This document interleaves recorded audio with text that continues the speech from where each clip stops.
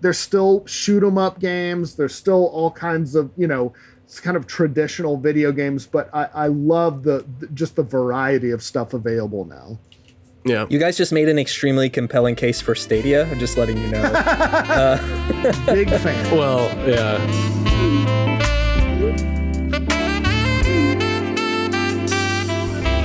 Welcome to Send News, the Inside Gaming podcast where we talk all about video games for a whole hour. Get ready, team. I'm Brian, your host. I'm Zach, your co-host, according to Back Zoom. again. Still can't get rid of me. Here in full 1080p video, Evan Campbell. Man. Well, that doesn't make sense for people who just listen to this as a podcast. But That's if you're true. on YouTube or somewhere else, like roosterteeth.com, you can see my pretty face. Which is funny that you're claiming to be recording in 1080 because it's probably just my connection on the Zoom call, but it looks like you're broadcasting from like the fucking Lego dimension right now on my screen. That's all right. I'm broadcasting from my 7-year-old daughter's bedroom. Rad. Yeah, I needed Nice. a quiet place. So Any that's port in why. a storm. Exactly. All right, boys, let's talk about all the news. Pretty newsy week, I think. And one of the big stories this week was Take-Two announced, of course, they're the parent company of 2K, of Rockstar. They said they are going to release a bunch of games in the next 5 years, 93 to be exact, like a crazy amount. Now, it's not going to be 93 AAA console and PC games. Some of those are going to be mobile. Daniel Ahmad, the analyst, broke them down. He said 63 will be core experiences, 17 mid-core games, and 12 casual/arcade titles. Still, though, that's a huge amount of games, and they said it's probably not going to happen in the upcoming year because of all the pandemic, all the lockdowns, but starting in the next fiscal year, basically March of next year, you're going to see a shitload of games. So a lot to look forward to eventually. I feel like anytime I hear a story like this, I always like second guess myself. I'm like, but wait, how many do they normally produce? Is this unusual for them? Yes, they said it's the strongest pipeline in its history, but I know what you mean. It kind of feels like buying an old school game cartridge with like 50 games inside. Yeah. Yeah. And none of them are good. Right. Yeah. Exactly. Not as There's good a got- deal as the orange box, the best deal in gaming history. Yeah, no, I that's mean, true. But as this far is as Take-Two. I mean, they own 2K, they owned Rockstar. I mean, this is some quality stuff here. I mean, we talked about this on today's daily for Thursday, but we were kind of making the distinction between how they divvied these up. So it's like there's these mid-core titles, then there's these like experiences and stuff. So I think that it's probably pretty safe to assume that this is going to cover the breadth of games from AAA, flagship releases to free-to-play kind of mobile cash grab stuff. Because I would assume that Take-Two, like any games publisher right now, is looking to get their fingers in whatever profit pies they can, bracing for the next couple of years of probably severe instability given the pandemic. Yeah, they do own a mobile developer also. I mean, they own a lot of things. They have a private label that's like indie focused, and they have a mobile too. So yeah, they definitely have their fingers in everything. I mean, yeah, we cover games for a living, but there's a lot of this stuff could technically be under our radar too, because you just don't know. Like when I think about EA, I think about like 3 major games, and I don't really consider any of the other games at all, like any of the mobile like racing games. And I probably somebody's feelings are hurt by that. But you think, or like even Take-Two, you're like BioShock, Rockstar games, so either Grand Theft Auto or something new, or Red Dead, right? And then like try to name any other Take-Two games that aren't sports games. Yeah, that's right. Well, and Borderlands is under there too. Yeah, and they've got a bunch of, I think, ports coming out next week for the Switch, like Borderlands and XCOM and the BioShock collection. But yeah, it's I don't know. It on the face of it, it sounds like, whoa, that's a lot of games. It'll definitely depend. Like, is GTA 6 one of those? Okay, then that's important. It has to be, right? In 5 years, you think we wouldn't see it, or I think so. Yeah. GTA something, right? Yeah. Well, they were talking about how GTA was speculation, according to speculation, how GTA 6 is in early development currently, which actually is very surprising to me because I would have thought that they would have been farther into development than early at this point. Right. It's been talked about for you. Like we did a GTA 6 story like 2 years ago. Yeah, I mean GTA. I mean, if you look at the timetable of GTA releases, I mean GTA 5 came out in 2013, 4 came out in 2008. So it's already been that span of time. And I know that like obviously Rockstar's been focusing a lot on GTA Online, which you'd never know if you tried to play it. Because mine keeps crashing every 20 minutes. But yeah, like I would have assumed by now that they would be significantly further into the dev process than being qualified as early. Because I thought like 2021 wouldn't be a crazy time for GTA 6 to come out. So, but here we are having we don't even have a teaser. We don't have any so much as a tattoo on an arm. So. I bet we'll see it something this summer. I'm sure with the two major console makers having big showcases for what they want to show on next gen. I bet you we see a teaser of some kind. I would be surprised though if because you're right. If I would be surprised if GTA 6 tries to be a launch title for new consoles. I feel like GTA has been pretty good, unless I'm completely blanking on something. GTA has been pretty good about kind of skirting into that secondary kind of launch time frame. Like when the PS2 came out, GTA 3 I think it was not a launch game if I remember correctly, but it was like kind of hit that second wave of big titles. So I feel like maybe if next gen consoles are actually going to come out holiday 2020, early 2021, then maybe like holiday 2021 kind of makes sense for GTA 6. The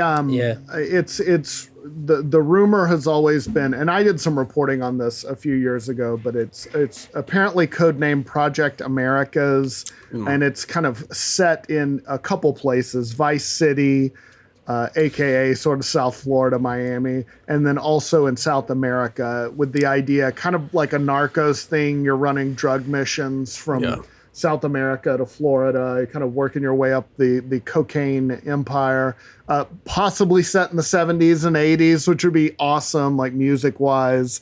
You can just think of the awesome soundtracks. But I don't know. I mean, it sounds good. Anything from Rockstar, I feel like I'm automatically going to be interested in because they've set that quality bar pretty high. And yeah, they're finished with Red Dead 2, so and have been for a while. So yeah, it feels like they're due. Yeah. In 5 years, you'll probably be hearing about the next Red Dead or a new IP or something, whatever else they're going on. And then for GTA 6, it's like, just think about whatever big, like, a cinematic or, like, great TV shows were on about 5 years ago, and you'll probably have a lot of influences from that. Right, so, like, maybe like True Detective and, like you're saying, like Narcos and stuff. Yeah. That sounds right. Sure. And I'm also curious as to what you guys think, because I feel like they're doing this because business is up for every video game company because of the pandemic, or most video game companies. They reported their earnings for the last fiscal year that ended at the end of March. They were already starting to see a nice bump because people are quarantined, people are playing more games. I'm wondering if that impacted this at all, because they're thinking, look, people are locked down, let's try to get them games as quick as humanly possible. Now, that's a long process, but we might be locked down for a long time too. Or some, I mean, a lot of the tech companies are saying don't come back until 2021. Google and Facebook said that. Twitter said you don't have to come back ever if you don't want to. So like, it's nuts out there. Yeah. We could be looking at a long-term, basically cultural shift here. Yeah, for sure. I think that we're definitely looking at that. And my favorite part of the Take-Two story was when I forget the position of the dude who was like a lead executive of some kind, and he was just like, has this like current pandemic helped us out quite a bit? Unconditionally or something. Oh yeah, Strauss Zelnick. Yeah, he was like, you hate to pat yourself on the back, but yeah, it's helped us. He's like, yeah, we're doing fine. Yeah, at least being a straight shooter about it though, because like I swear that's so refreshing. Being like, we've said on both this podcast and the Daily on numerous occasions, be like, I wish GameStop would just be like, hey, yeah, we're kind of having our moment here. Can you just let us have it? It's like, all right, well, at least Strauss is shooting straight. And to be fair, if you read the whole quote, he wasn't like being like, yes, this pandemic is awesome, but he was admitting, yes, it undoubtedly helped our business. Like he was being honest. Oh, and there was a story out today. Facebook is planning on letting some employees work from home permanently. So I think that's important because these are giant tech companies. Other companies will follow their lead. And I think what's really, really exciting, kind of what you're talking about before, Brian, is that now the ingenuity comes out of like the big company muscle to figure out how to make all this stuff work from home, right? Now we're going to get all kinds of new, interesting, like stuff that we'll never hear about or we'll never see, but all sorts of new like tech in terms of improving workflow for remote locations and stuff. Like now that Take-Two, like they see all this money on the horizon, right? And now it's about pulling out all the stops to get there. And I think every other big company, like you're saying, like Twitter and even Apple and any other huge companies who's now in the business of making media, is like, okay, let's pull out all the stops. Let's get our people working from home. Or if we're going to bring people back in the office, let's set up all the protocols for that. They're gonna bend over backwards to figure out any way they can to make these 93 games or whatever it is. I'm sure. I mean, the way we work, it's changed us a lot. I mean, even like I've worked remotely, but it was always in an office setting. I mean, I wasn't working from home all the time. And so I think, and I think Zelnick said this too. He said that a lot of people are kind of picking up games, trying them, but he thinks a lot of those people are going to become permanent gamers. Like it's not just going to be a temporary thing. That you're gonna kind of indoctrinate some people permanently into this lifestyle that we all love. Yeah, the massive pool of people that play games is getting larger, and that's exciting for anybody. No, I disagree. Right? Get the fucking normies out of here. What's up with all these shoobies in my games? I do think it is kind of addictive. I mean, number one, because the gameplay loops can be extremely addictive. And I'm not talking about shitty mobile games. I'm talking about actual games. But I think when people kind of rediscover that they will get into it and sort of be, I don't know, stoked about it, and they're fun. Games are a lot more interactive than movies or music or watching TV, and it scratches an itch that, that to me other media just doesn't. And they make a hell of a lot more money. They sure do. Yeah, a movie doesn't charge you over and over again to watch it. All right, let's move on. Another big story. This is about everybody's favorite franchise, Call of Duty. Still not dead. Still going strong. Every year, we're going to get a new Death Taxes and a new Call of Duty game. So this one leaked, as all Call of Duty games do. The next one is going to be called Black Ops Cold War. Now, we knew, or at least it had been heavily rumored, that Treyarch was going to make a new Black Ops on short notice, because typically they rotate Treyarch, Infinity Ward, and Sledgehammer, but there were some issues with Sledgehammer and Raven, so they kind of tapped Treyarch to make another Black Ops. It's going to be Black Ops Cold War. The rumor is it's going to be kind of a reboot of Black Ops, the same way last year's Modern Warfare is. And I don't know, if it's anything like Modern Warfare, it's going to be successful, because Modern Warfare was pretty darn good. Yeah. I just hope and am looking forward to "tell me about the numbers, Mason" memes. That's all I'm ready for. That's Black Ops, right? Alex Mason, and then I think so.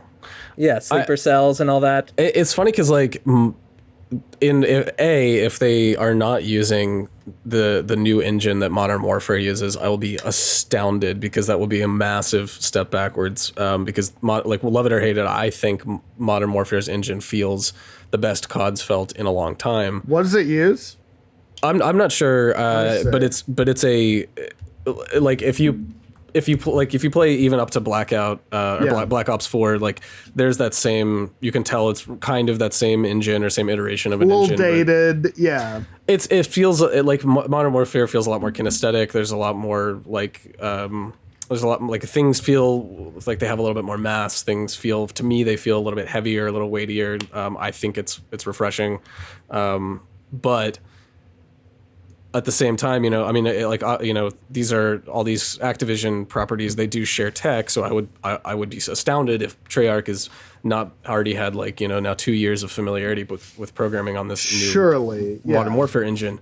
But like the bigger thing that's surprising to me is that I was really hoping, maybe naively, that they would finally just chill their biscuits and like hang with Modern Warfare for a bit and try to, because like if there were ever a game to start the Call of Duty on the games as a service platform, it's Modern Warfare. I mean, they've shown that they can do campaign, they can do different iterations of multiplayer, they can release Warzone, a whole new battle royale thing. That trailer still gives me chills every time it shows up in my edit bin. I watch the whole thing. And it's that's the thing is that like this, it's like, okay, this makes sense. They've rebooted it. The name Modern Warfare already has a ton of clout and like is very much like a household name. So for me, it just made perfect sense to say, okay, now it's like we finally roll into like what Overwatch could have been before they said it was Overwatch 2. We could have rolled into what Counter-Strike is, you know, and just iterate on this platform that gets more and more and more successful.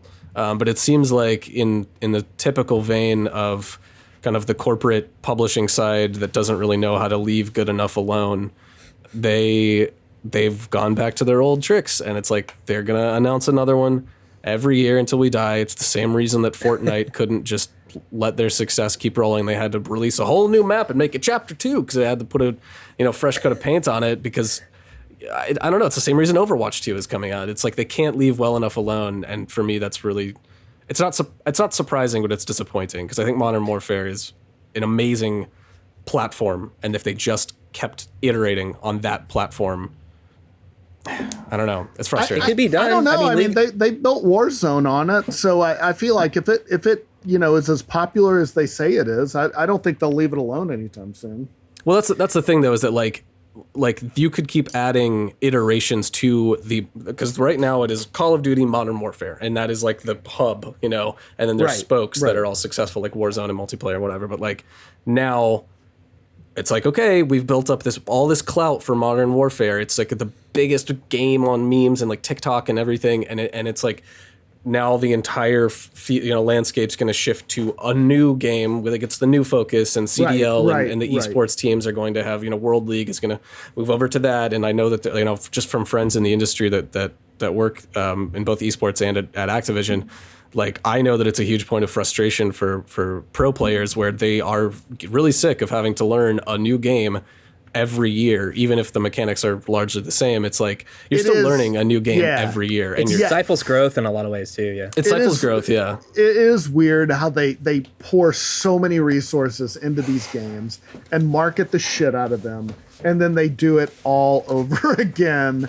And I know they're different. I mean, you know, you had World War II, you had Black Ops 4, now you have Modern Warfare. Those are all in different settings, you know, different games. But yeah, it does feel like, I feel the same way about like the Madden games and a lot of the sports games. It's like they just, you know, you could put a patch in and just update the rosters for all the teams, but you don't want to do that. You want to sell us a new $60 game every year. And yeah, and the burnout is real there because the differences sometimes are very minuscule, right? Like, and it's like feature creep, you know, forever. It's like, oh yeah, we added this like special new feature that's only in this game, and it's like the equivalent of like checking or unchecking a box for like some extra physics or something like that. I mean, I don't know. And Brian, you hit the nail on the head. Like they definitely, as far as Call of Duty goes, you fucking just.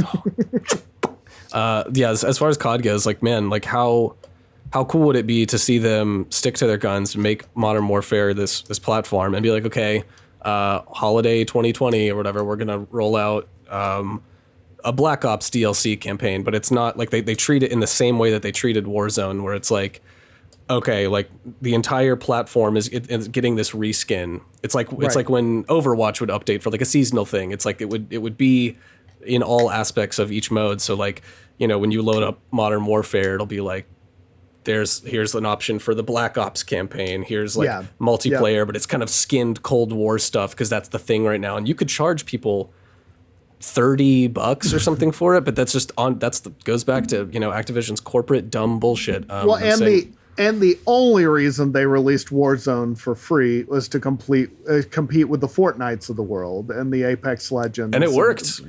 Yeah, no, it did. Yeah, they're trying to kind of bust into that free-to-play market. And they tried with the Blackout mode and Black Ops 4. It didn't work that great. So, but they're going to keep hammering until they do it. It's wild that they take those lessons and not other lessons. Like, obviously, League of Legends has been the same game forever. Right. Yeah. CSGO has been the same game forever. And those are two of the biggest esports there are, and Dota, obviously.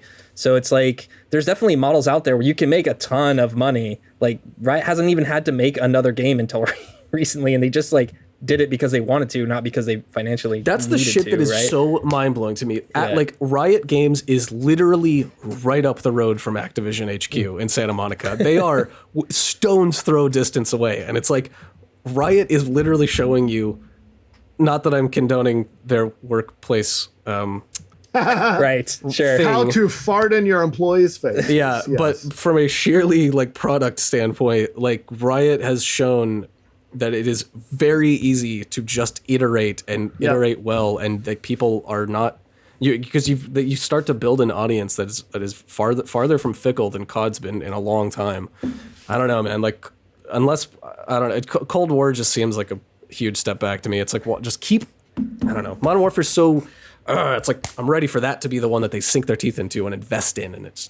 I like all the jokes about Cold War being at ends with the definition of Cold War and what Call of Duty games are, where there's actually no fighting in Cold War. It's all espionage, right? Well, yeah. I guess I wouldn't say no fighting, but it's not traditionally the huge set piece type of battlefield moments that you would normally expect out of a Call of Duty game. It's some secretary snuck into a back office and stole all these secrets about what the government is doing on one side or the other. Right. So, hopefully they put some of that stuff in there. I don't know. I'm watching Homeland right now, so I'm definitely in that mode of just sort of espionage, CIA shit. Yeah. I guess I don't understand why they do a yearly update. It sucks. And I think Zach's exactly right. If you have a good one, keep people on that. Just make that the best game you can be. It can be iterate. And I think people will stick with you. And as Fortnite has shown, and like you said, League of Legends, people have played those games for years and years. League of Legends especially, Jesus Christ. And it's basically the same game. I don't know. I think that first-person shooter genre, though, is pretty crowded. Whereas League, that's, that and Dota are the only, MOBAs left standing. So that might have something to do with it. Yeah, I don't know. And it brings up Valorant too, right? Is it going to come in and clean up everybody's lunch? Because Riot knows how to support a game in that way, and they probably will use the same model that they used to make Riot successful. So now are you at risk of losing all of your pro Call of Duty players to a different first-person shooter, right? Right. Yeah, Valorant's the biggest game on Twitch right now, and it's not even out yet. It's in closed beta, and it's famously having tech issues for people trying to get in. I successfully got a code to the closed beta, and I haven't been able to run it yet. And I've seen a ton of people online with the same issues. But despite Riot's the bad taste in people's mouth with a lot of Riot's business practices, and even up until it's all nobody it's all under the rug. Nobody's thinking about that. Give me those beta keys. Yeah, exactly. They can still command a lot of influence or pay a lot of influencers to play it. Yeah. Point is, you won't be seeing Valorant 2 ever. Right. All right, let's move on to Sony, and we've heard a lot from Microsoft and the Xbox Series X. Not as much from Sony. Microsoft's already had a games showcase of third-party games. It didn't go over that well. People kind of thought it was lacking, but they have been showing us a lot. And Sony, not as much with the PS5, but they said they had a corporate strategy meeting Tuesday. Company CEO Kenichiro Yoshida said games for the PS5 that deliver this new game experience are being made by both first and third-party developers, and we plan to introduce a compelling lineup of titles soon. That magic soon. Some people think that means we're going to get a June kind of a event or a direct style thing. But so given that it's Sony, given that it's the PS5, given that they're, made their bones from exclusives, that got a lot of people excited. Yeah, I think it's interesting too, though, because we're coming up to a ramping up point where they're about to finish 2 of their exclusives. So that immediately knocks 2 of those big teams off of potential PS5 exclusives until Last of Us 2 and Ghost of Tsushima, yeah. Exactly, right, yeah. Last of Us 2 and Ghost of Tsushima. So you won't see anything from Sucker Punch or Naughty Dog for at least, 2 or 3 years, right? But I mean, that does still leave you with Horizon Zero Dawn 2, potentially, right? And Spider-Man and maybe like Days Gone 2, right? Yeah, I think that's right. The main ones I was thinking of, was Horizon 2 and Spider-Man 2. Yeah.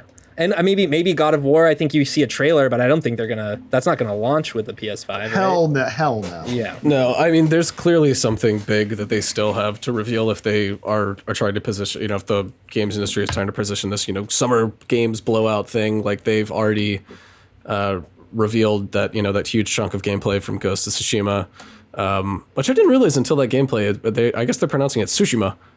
Oh. Tsushima. Ghost of Tsushima. Yeah, but I would be astounded if that is their big gameplay reveal this summer, because they haven't had that big Sony like sit down, here's our direct like press conference. We don't even know what the thing. box looks like. Yeah.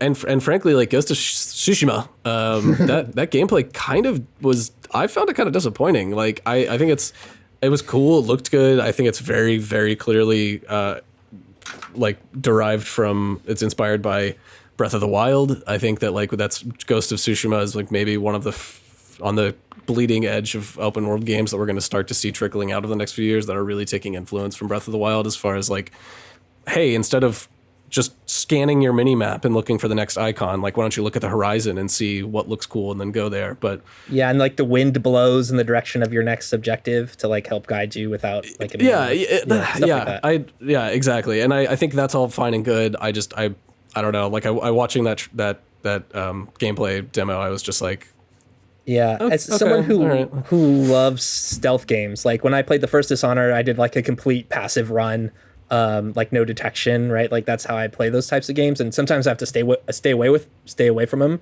for that reason, because it takes me too long to finish them. Yeah. But yeah, like watching the Ghost of Tsushima gameplay, it's there's like a lot of stuff in there that we've already had in like 100 games, right? Like stealth kills from behind and sneaking up and distraction, and there wasn't really any like new gameplay mechanics in that way, and maybe they're just holding back for now. But yeah, like you said, I was a little underwhelmed by that, but it looks, the visual aesthetic is fantastic. It looks cool. I think that maybe I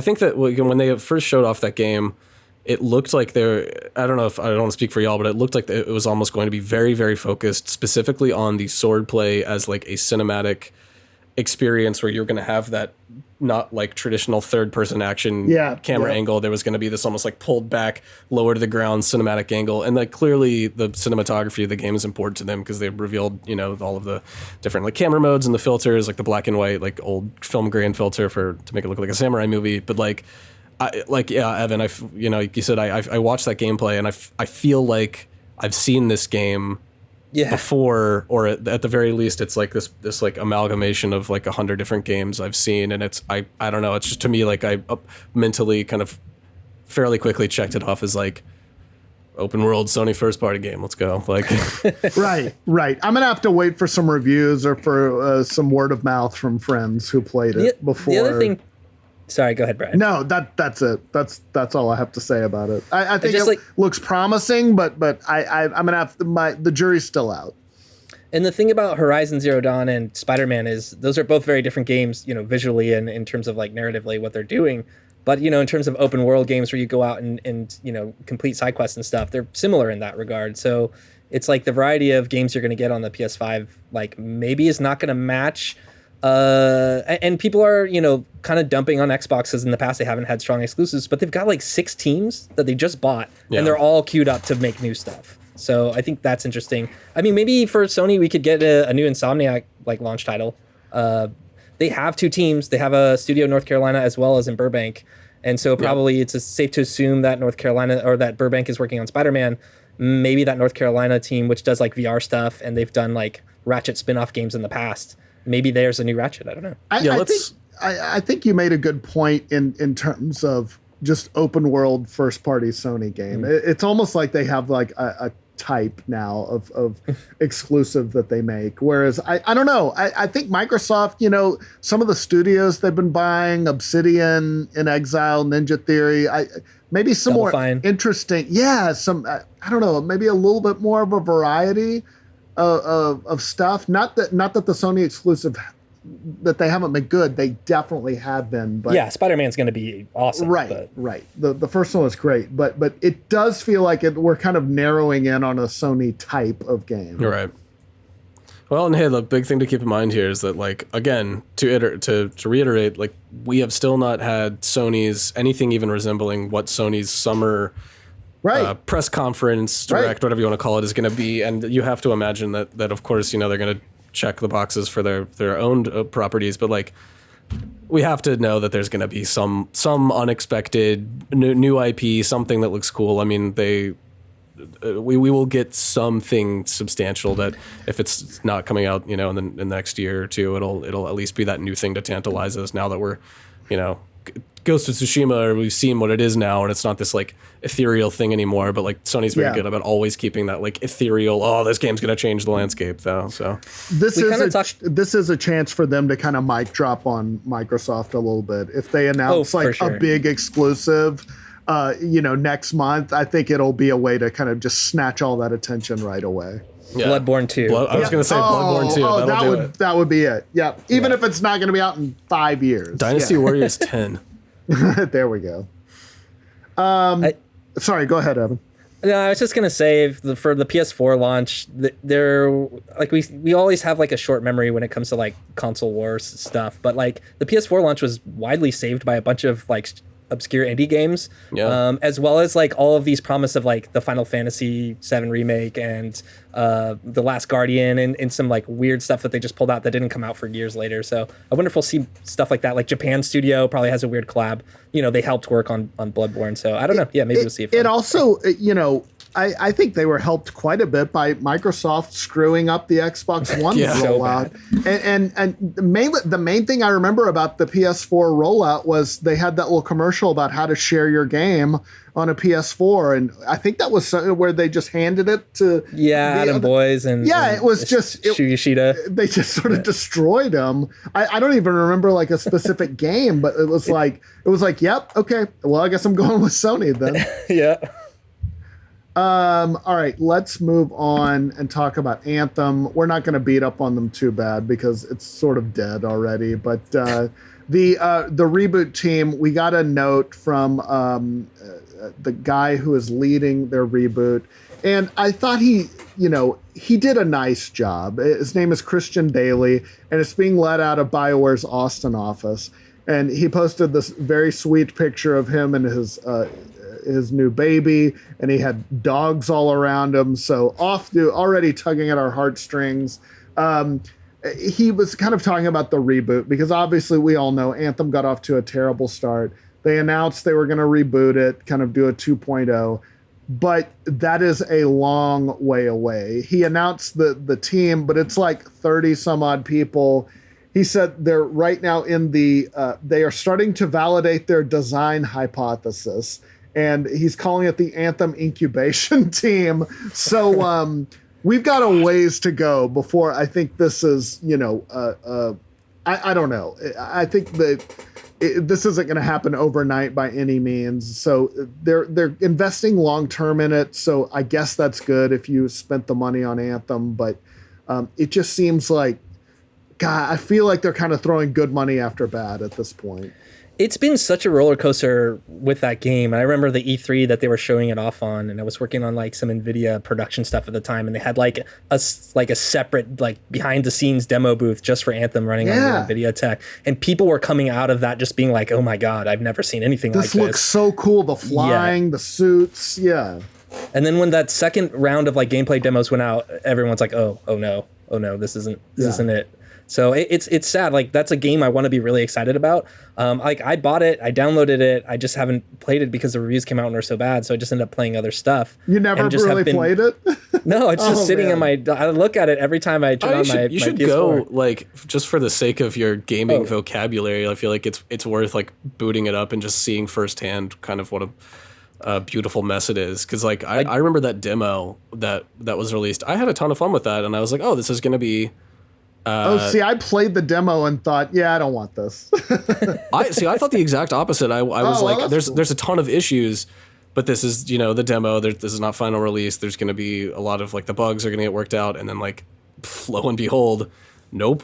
And launch was just as big of a mess as the demo painted that it could have not been. So I feel like I don't know, man. Like I think at this point you owe it to yourself to just go check it out just so you can have experience firsthand what we've all been reporting on, I want to do that for sure, and especially before the changes come, because I really, really like the aesthetic. Like, I want to play that game, and I'll get to it eventually. And I definitely want to do it before the changes come, just so like you said, just kind of have that. You can be an old schooler, yeah, totally, or like get in on the. I do feel like it is a good idea for a game. I think the suits are cool. The execution would just, from what I played, was not there. And then there's just, you need so much content for something like that, for a live service game like that, and to keep rolling it out. And they constantly had to just fix core problems over and over and over. And I still don't think they, have completely ironed it out. So for the people who bought it, I hope they feel like at some point they get their money's worth. If you do already, God bless you. You can probably get it for like $10 now. But I am a little bit surprised that they're still sticking with it, because this is BioWare, but more to the point, this is EA, and they have no problem pulling the plug on things. But yeah. I guess BioWare talked them into it. I don't know.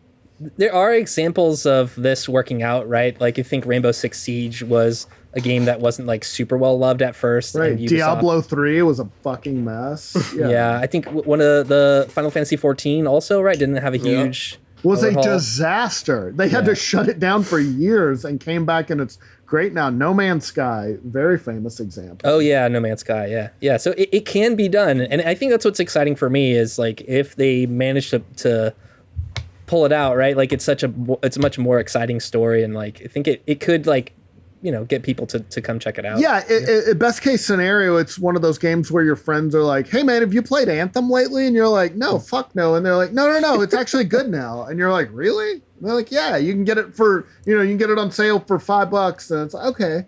And so maybe you check it out. I don't know. I hope that for them. As many videos as we have done on Anthem, I do hope that I don't root for it to fail. And I hope, but I hope that they can eventually make lemonade out of this, but we're not there yet, and we're not close, I don't think. Yeah, the disheartening thing is to hear that they've like haven't really even started. I was like, okay, maybe that Anthem update is coming like holiday, and that would be great. No, it sounds like we're still in the 30 dudes in a room phase, like brainstorming. Yeah. Squeeze some of that BioWare magic out and season that lemonade. AKA crunch. Yes.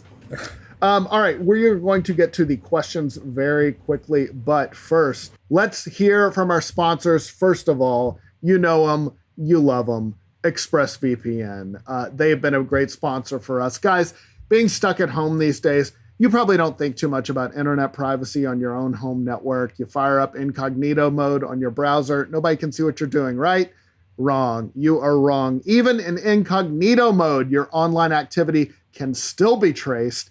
Even if you clear your browsing history, your ISP can still see every single website you've ever visited. Do you want that? I sure as hell don't. That's why even when I'm at home, I never go online without using ExpressVPN. So what does it do? It makes sure your ISP can't see which sites you visit. Instead, your internet connection is rerouted through ExpressVPN's secure servers. Each ExpressVPN server has an IP address that's shared among thousands of users. What does that mean? It means everything you do is anonymized. It can't be traced back to you. Look, this is just something you want to do these days. Lots of people track you. A VPN is just smart. Keep yourself anonymous. It also encrypts 100% of your data with best-in-class encryption. Your information is always protected. So protect your online activity today with the VPN that I trust to secure my privacy. Visit our special link, expressvpn.com/sendnews, SENDNEWS, and you can get an extra 3 months free on a 1-year package. That's expressvpn.com/sendnews, expressvpn.com/sendnews to learn more. Thank you so much to ExpressVPN. They have been great to us. And we have a new sponsor, I think. Yes. Get stoked, guys. Native. Now, let me just ask you, did you know that many conventional deodorants contain aluminum, which forms a plug in your sweat glands to keep you from sweating? Yikes. No, thank you. Native's deodorant is made without aluminum. You don't want a deodorant with aluminum. I've had a million friends tell me this, so you can feel better about what you're putting on your body. It's safe. Native deodorant is formulated no aluminum, no talc, no parabens. It's also vegan, never tested on animals. See, you can feel good about yourself. Make the switch to an aluminum-free deodorant. It doesn't mean you have to sacrifice on performance. That's what people always worry about. But guess what? Native, it's going to keep you smelling and feeling fresh all day long. And guess what? Even if you're at home on the computer, you still sweat. I sweat. I'm writing these scripts out. And I look and I'm like, oh, I need to change my shirt now. I've kind of sweated through this for some reason. Native has over 10 scents, including their classics and rotating seasonals. You're guaranteed to find one you love. Their classic scents include coconut and vanilla, lavender and rose, cucumber and mint, and eucalyptus and mint. I personally am into the charcoal one. You smell like a man. Charcoal, like you were out grilling. But it is kind of a nice... It does smell very nice. Oh, and guess what? Also, Native is super excited for the relaunch of their toothpaste line. Now, most natural toothpaste feel like natural toothpaste during brushing. Gritty, little to no foaming, limited freshening power, and without the clean mouth feeling you expect after brushing your teeth. Not Native's toothpaste.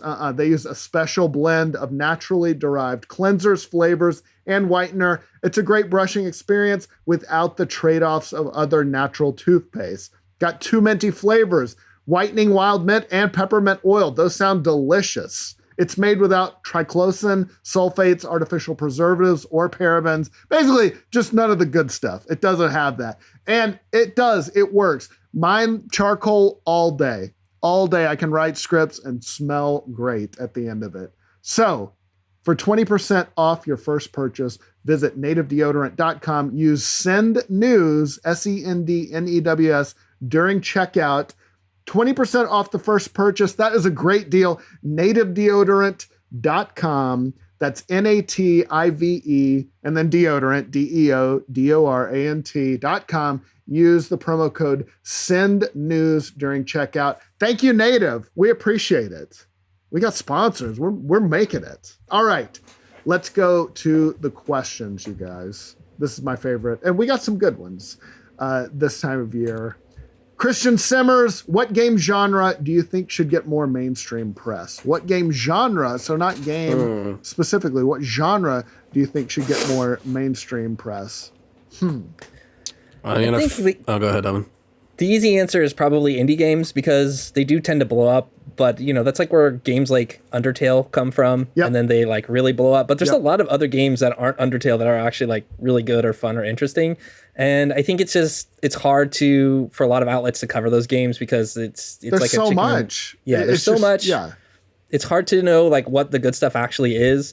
And then also like, even if you do know what the good stuff is, like you're going to risk trying to be like the trumpet blower, like saying, hey, everyone come look at this. And then just like crickets, like nobody will listen to you. Then nobody will read your article or watch your video or whatever potentially. So it's a weird chicken and the egg situation, I think. But yeah, I think there's a lot of interesting stuff that goes on there. The other thing I would say is probably esports. And I know people are probably like their eyes are rolling out of their head, but I think there's a lot of interesting storylines there that people could really get behind. Like the characters, and I say characters, knowing that they're players and like actual people, but like the characters and drama on the FGC is just wild. Are you into that? Are you into all that stuff? I mean, I worked at Yahoo Esports for 2 years before it got shut down. So you got into it all, the story. I try to like hold my esports takes back because I know I can like talk about it forever. But yeah, there's just like some like really wild stuff. Give me an example, and you don't have to name names, but what like kind of drama happens that's interesting? Oh boy, there's for example, okay, one of the best moments that I covered was when this dude Li Joe made it to the Evo top 8, and he's just like this punk kid from New York. Okay. Who I'm walking here. Yeah, he was seated. He's very much that like CBGB's, like full sleeves on both his arms and stuff. Like like he should be in a band or something. Yeah, for sure. Okay, yeah. Like he wasn't like expected to be in the top 8 at all at Evo, and just like climbed the ranks. And his when he made the top 8 the night before grand finals, they flew his dad out to like come and watch him play, and it was just like this crazy like emotional experience, like just stuff like that. Like there's feel good stuff. There's also like the terrible stuff where it's like, you know, people are like, there's like beef that goes on between players. That stuff's really fun to. That's awesome. Really fun to follow, and like there's storylines and things that I think like people would appreciate. But yeah, like I get it. It's a lot to take in, and if I wasn't like subjected to it because of work, like I probably wouldn't have been as into it either. Yeah, I remember there was a documentary, and it was online, really long, on Smash Brothers players, on Melee players. And it was like a 4-hour, I think it's called the Smash Brothers or something. Yeah, I think it's just the Smash Brothers. They call it they just call it the documentary. It is. It was, and I mean, I played Smash, but I don't play it competitively. It was fascinating. Like all the different personalities, kind of like you said, like it just people from all these various walks of life who played this game, and then and it was completely this underground, like not supported by Nintendo, and this was early 2000s, you know, all the crew beef, the East Coast, West Coast, and like North Cal, SoCal. It's still all very vibrant today. Yeah. Oh, that's awesome. Yeah, and they didn't play together. They didn't play online against each other. They would get together, bring their GameCubes, and hook them up, you know, to screen. So it was. Kind of a little bit of a bygone era, but I was fast. I've watched it multiple times. It's just fascinating. Yeah, and you can watch it and still learn about like some of the major players. Like it's all different now since Melee's kind of done, but like some of those guys are still around. Like Hugs, Hungry Box is obviously big, and is like a lot of weird drama around him too. Yeah. I think he was kind of a scrub in this documentary, or nobody liked him or something. People still feel that way about him, but you know, he's also like one of the best players in the world, and you know, that's like all part of it. Like all the drama, people go back and forth with like he's only good because the other like 5 gods or whatever stopped playing, or the other 4 gods stopped playing. Or whatever. Any scene like that. I mean, you know, like the stand-up scene here in Austin has all kinds of like little petty drama and stuff. So yeah, whenever you get more than, you know, 10, 20 people together, you're going to have just all these little petty rivalries that are awesome. And League has it too, because they have like teams of 5. So when like one of your MVPs goes to like the opposing team where they had beef before, it's just like this huge thing and people like to go crazy. So yeah, I recommend like checking it out. I don't know. I don't have like a good recommendation for like maybe like the .esports, the story of said player or whatever. But if you have a game that you particularly like, there's definitely like find a player that you like, and you can find like all kinds of weird drama stuff. I don't know if I think it should get more mainstream press, and this isn't really a genre, but speedrunning I think is fascinating, and some of the things that these people can pull off, like on, you know, just from crazy hard Mario levels in Mario Maker 2. Or some of these no-hit runs that people do in Dark Souls games. It's just, it is mind-blowing to me. And it once you get into watching that stuff, it's very, very addictive. I think first-person shooters need more press. Finally. Just Ninja. Yes, definitely. Give that guy. I want Battle Royales to have more time in the spotlight. Trash Can Man asks, do you ever get burned out on games? I sure have the last week or so after playing a lot of stuff since quarantine started.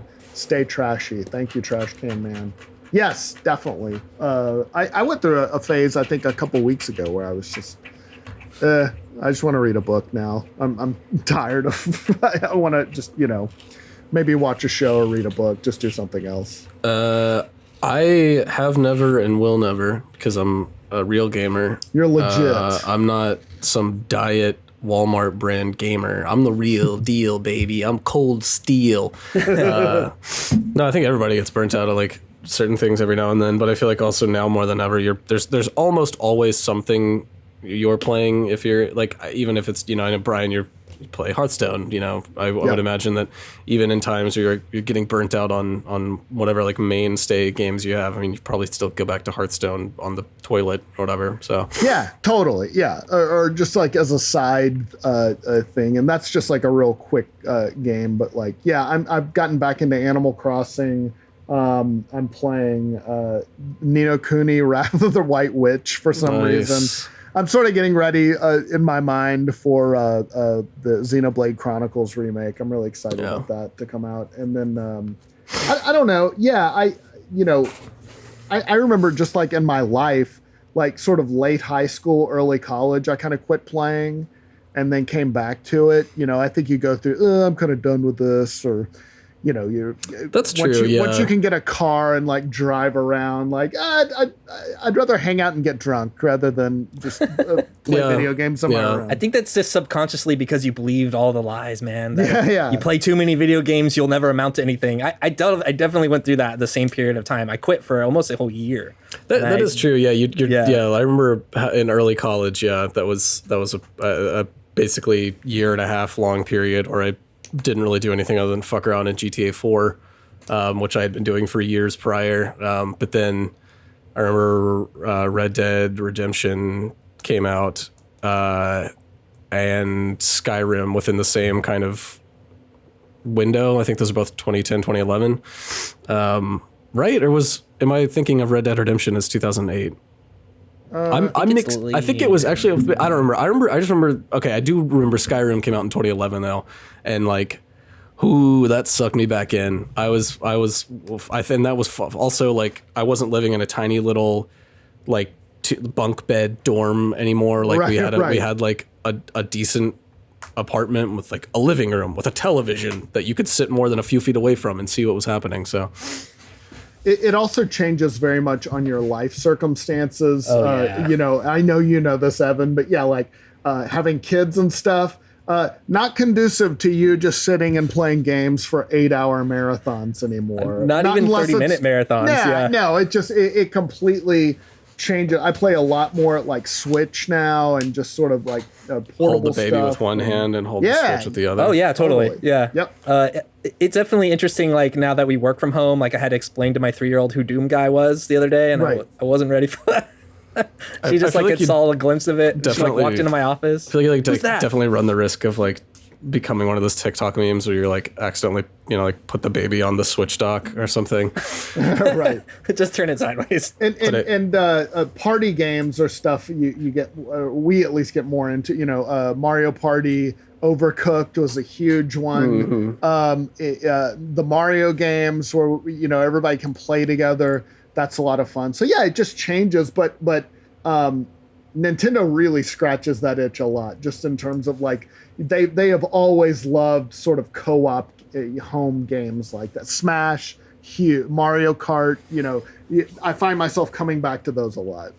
One thing that I like on a little more serious note that I notice is like I tend not to play as many games when I get bummed out, and I don't know if it's because of a situation where it's like I don't want to do things that I enjoy when I'm like super bummed like that, and I just end up watching TV or so. Like, yeah, be aware of that too. Like that could be a thing that's like affecting like if you're feeling burned out. Yeah, like, there might be something else that's just like bumming you out and isn't making you enjoy your games as much, or like maybe you're subconsciously punishing yourself or something. I don't know. I'm not a professional, but it's just a thing that I noticed recently.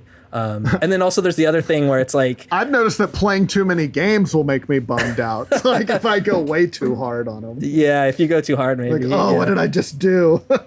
I always with like kids and everything, I was run into a situation where it's like 11 o'clock and I'm like, I should not start playing games right now. I will play for 3 hours and I'm not going to stop. But then I end up like, just like, okay, I'll just watch a show. And then I watch like 4 episodes or 5 episodes of the show. And they're like, now it's 3 o'clock anyway. So I should have just played. You know what game I always play when I get bummed out? What's that? Guitar Hero Live for PlayStation 4. Let's go. No, you don't. No, you don't. No. Let's go. Nobody plays that game. I thought you were about to bust out the guitar. No, they're collecting dust in a closet in the living room. I don't think I've touched them in years. Let's see. Somebody asked Alexander Pamal, which PS5 launch titles do y'all think are going to be announced? I think we talked about that a little bit. I think announced and that are actual coming out are two big different things. Right? True. I think God of War 2 could easily get announced. Horizon and Spider-Man are definitely getting announced, but it's just a question of whether or not what's going to be playable at launch. Maybe they have nothing for like the first 3 months, which would be a disaster. Yeah. Do you, Rodrigo Cabrera, do you see yourselves working on video game news scene for the next 5 to 10 years? If so, what would you like the top gaming stories from 2025 and 2030 be? Wow, that's a lot of questions, Rodrigo. Yeah. I like covering this. I'm coming up on 4 years at Rooster Teeth, and it's been a great job to have. Like I still sort of, remind myself that, wow, I can't believe I have this job. You feel very fortunate. At the same time, it's still definitely a job, and there's things that you cover. It's like, I don't really feel like writing about this, but the news kind of dictates everything, and I've kind of always been in news for most of my career. So, yeah, that would be cool to be doing that for the next 5 to 10 years. I would like the top story to be they finished the Final Fantasy VII remake at some point in the next 10 years. Yeah, I mean, I think, frankly, games media and all what I'm doing right now is really just a stepping stone on the way to what I really want to do, which is cover like the local stand-up comedy scenes. Hell yes. I want to move to. There's a lot of money in that. Yeah, ideally, my next career path would be move to Milwaukee maybe and just write about. The Milwaukee heavy hitters that I think will maybe break into like Second City Chicago in 10 years. That's ultimately what I want to die doing that. I want to die writing about petty local stand-up comedy feuds for ideally also a print publication. Just get invited to one of their little Facebook groups.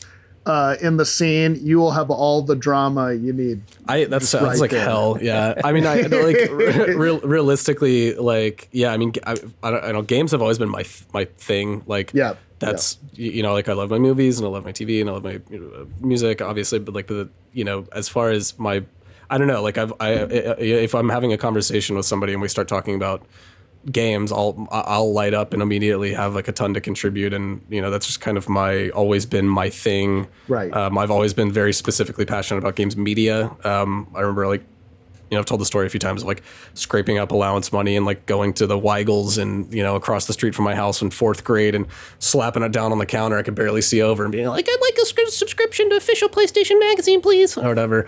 He's like, well, I can sell you a magazine, and then you have to like fill out a postcard to get that. And I was like, okay, but like, but yeah, I mean, like, I've worked in the dev side of the industry too. I actually started my career on the dev side of the industry, and then went to media, which I think is actually kind of usually it's the opposite.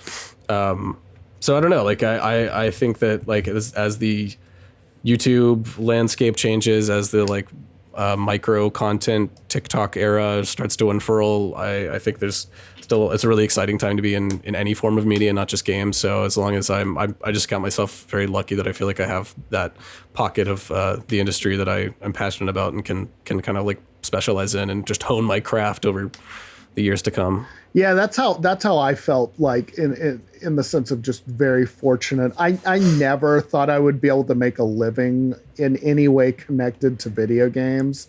So it feels very gratifying, and I'm just sort of like, what my career plans are just to keep this going for as long as I can. Yep. Evan, what about you? Yeah, I mean, I will definitely be in games in the next 5 to 10 years for sure. I think the upside about being on the news side of it is you get to play everyone's games, yeah, and like cover a large breadth of games. But like, yeah, actually, when I finished college, I went to grad school for a bit for like game design, but the program was like a little bit sketchy, so I ended up dropping out. And it's weird. Like, I've still always wanted to be a part of that, but I just like ended up finding a niche in like editing. Like, I taught myself how to edit video and like and covering games, and because I just spent so much time reading game sites, ended up at like game trailers and stuff for a short time, and for like freelance contracts and stuff. And it was just like, I never want to leave this. Like, right. In some form or capacity, I will be in the games industry, no doubt. But yeah, like news is great. Like I love all the stories. I love following all the narratives and seeing the trends and the patterns like we kind of do here. But also, yeah, I like the idea of like making games and being able to contribute in that way. That's in some cool. way. Yeah. And I think I've never thought of myself on the making the side of things, but that's really cool.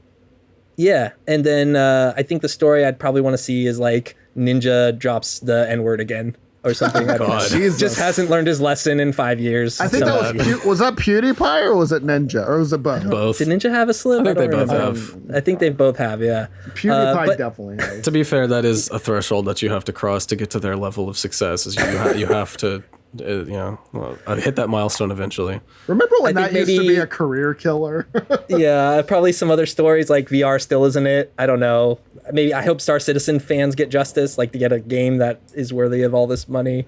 Ideally, I'm seriously like, it's not a headline. It wouldn't be one headline, but like I hope that by 5 to 10 years from now that we are well past the console wars phase of home gaming, Yeah, and yeah. I would really hope that I mean, it'll just be replaced with like the launcher wars or whatever the fuck. But like I don't know. I'm very much sick of the specifically the console wars narrative that's been going on for Oh, I never get tired of it. ever. Just let me see all the fire. I love all that stuff. And Like, I'm so excited for just like way more accessibility in games. I mean, like I've spoken very highly of Apple Arcade. I feel like a lot, and the fact that there's a ton of Apple Arcade. Like if you're talk about being able to like experience games in a way that you haven't before. Like you can play Apple Arcade games on your phone with a PS4 controller hooked up to Bluetooth, and you can play games like Oceanhorn, and it is basically just a 3D Zelda action game on your phone, and it plays wonderfully, and it's very affordable, and it's like, man, That's cool. God damn, like, are you kidding me? I remember growing up and playing Driver 2 because I was just like fogging at the window of like GTA 3 because I didn't have a PS2 yet, and I was like, well, it's just kind of the closest I can get, and I'm like, man, I wish 10-year-old Zach would have had access to something like Apple Arcade, where it's like it's amazing library of games that are not just like tap your screen shit, like you could actually connect a controller. I am along those lines. I think cloud gaming still has a ways to go, but I do like the idea of kind of moving beyond local hardware and just sort of being able to play and use sort of kind of removing that barrier to where you don't need a console or you don't need some crazy rig to play stuff. I think that's a really exciting concept going forward. I also, to me, boy, that Unreal Engine 5 looked really awesome. And I thought it was really cool that Epic was opening it up and basically making it free until you make your first $1 million, and then they charge you royalties. That to me is going to be huge for indie devs. And I think the story of the last 10, 15 years has been maybe more than anything, but some of the creativity coming out of the indie game space. And I just think that making tools more accessible and making it to where smaller numbers of teams or even just single people can make a game, that invariably to me is where the most exciting stuff comes from, because it's not being watered down by a bunch of committees or a big publisher looking over your shoulder. It's passion projects. I think of things like Stardew Valley or Undertale before that. There's just, I think people are so fucking creative, and giving them the tools to do stuff, I think, is just going to open up a whole, expand that possibility. It's already opened up quite a bit. And so I think it's just, who knows? I think the next 10 years are going to be awesome. I mean, you're like, we're at a place where now, like, the future console generations aren't necessarily defined by like, well, the graphics are getting better and the graphics look even better. It's like we finally, I think, as like a larger games culture, weaned ourselves off of looking at graphics as the benchmark for like what is progress. And like my hope is that we get more I don't want to say like console generations, because again, I was just hoping that would get phased out. But like for lack of a better term, that I hope that future console generations do things like the Xbox 360 and PS3 era, where I for me, like obviously graphics were a big thing, but for me the most significant development in that era was the ease of access to like online connectivity and the Xbox Live Arcade, PSN games, like you said, Brian, finally an ability for game makers that aren't watered down by committee to be able to make something really impressive and put it out on a platform that will actually be sustainable to that game being seen. Yeah, like Hollow Knight was made by 3 or 4 people. That's one of the best Metroidvanias of all time. Yeah, and like as far as sorry, go ahead. But yeah, and stuff like even just the kinds of games and the themes they explore, Celeste and sort of, a great platformer, also dealt with themes of mental illness. Dream Daddy, the dating simulator, like that just wouldn't have gotten made or not exposed to a wider audience. So I just think it's cool that there's just lots of different things to play. There's still shoot 'em up games. There's still all kinds of, it's kind of traditional video games, but I love just the variety of stuff available now. Yeah. You guys just made an extremely compelling case for Stadia. I'm just letting you know. Big fan. Well, big news headline in 5 to 10 years. Zach and Brian go to work for Stadia. I should also add the addendum that part and parcel with like those developments also is the capacity for them to work in a way that actually makes sense for a product. And like, the fact that it's, I would hope that future console generations, like things like game sharing gets easier, things like game streaming becomes more viable. I think like the Netflix model of gaming is only going to get more popular. I would be astounded if in 5 years we're not doing, I at this point, I think I'm probably paying more for fragmented streaming services combined than I would have for bundled cable or something. So it's like with Spotify Premium and Hulu and Netflix and Game Pass and all these Apple Arcade and all these subscription services combined. I would hope that there's some sort of in a similar way that cable was, where it kind of started congealing everything together and presenting it as more of like a one package. I hope that we see some sort of, I don't know. I hope we see some sort of like consolidating of all these different services, and it just only gets easier and easier to get quality games in people's hands, just like depending on what they're able to tier wise afford.